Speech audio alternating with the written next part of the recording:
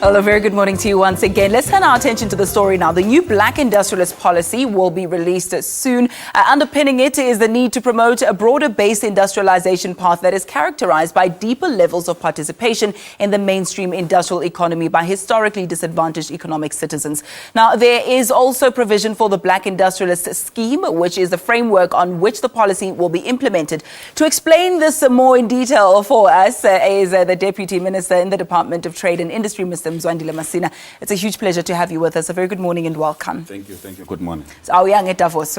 Well, you stayed behind. Yes, the minister is in Davos. Yes. I am here. Okay. Has he given you feedback on how things are going and progressing so far? Well, yes, I'm told that things are going very well. We're able to put South Africa on the map. As you know, that when we went the last time, we had electricity challenges.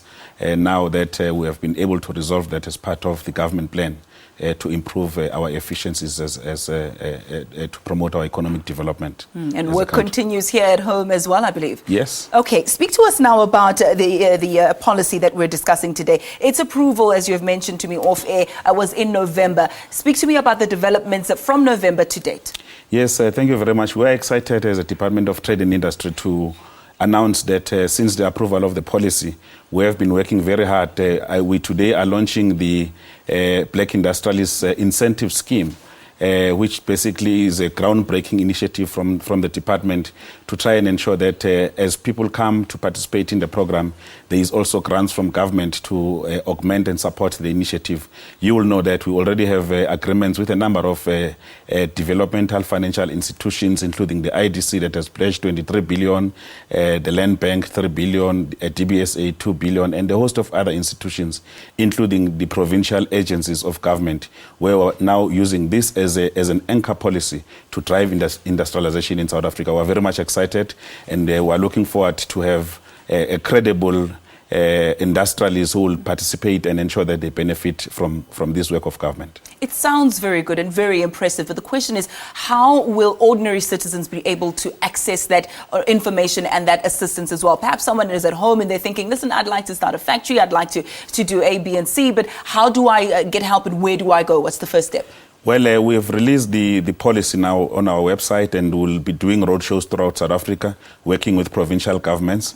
That's a first step. And on the 3rd of this month, we'll host a TNA breakfast, wherein we are going to be interacting with a number of role players who have made it possible for us to be where we are. And we hope that South Africans will be following and they will ensure that majority of them participate. We will be releasing also some of the contact details that are necessary so that we can be able to move faster enough to ensure that we deliver this particular program.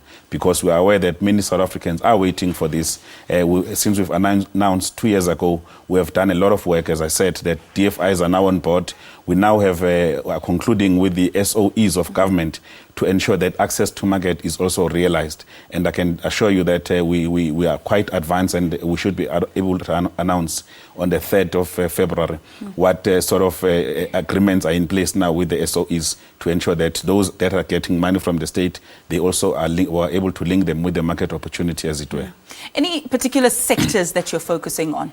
Well, we've identified a number of sectors. You'll remember that we have an industrial policy action plan which has identified a number of sectors. Amongst them will be oil and gas, will be ocean economy, will be infrastructure build program, and so on. Is a range of sectors, and they are clearly articulated in the policy.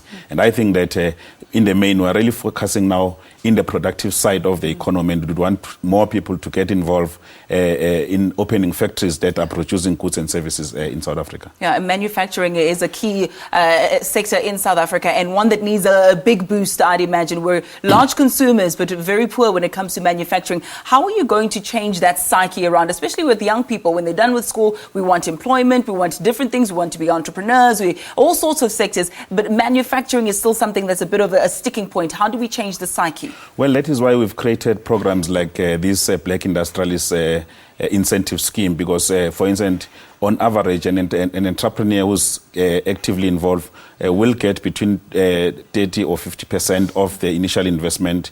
We've put a ceiling of about 50 million per enterprise. So it should be able to encourage people because we're looking at capital investment, we're looking at pre-feasibility, we're looking at post-investment as well as business development work that we must support through this initiative. And we hope that only those who are real entrepreneurs will be able to see how far government have been able, with limited resources, to stretch out to ensure that we bring many people into the productive side of the economy.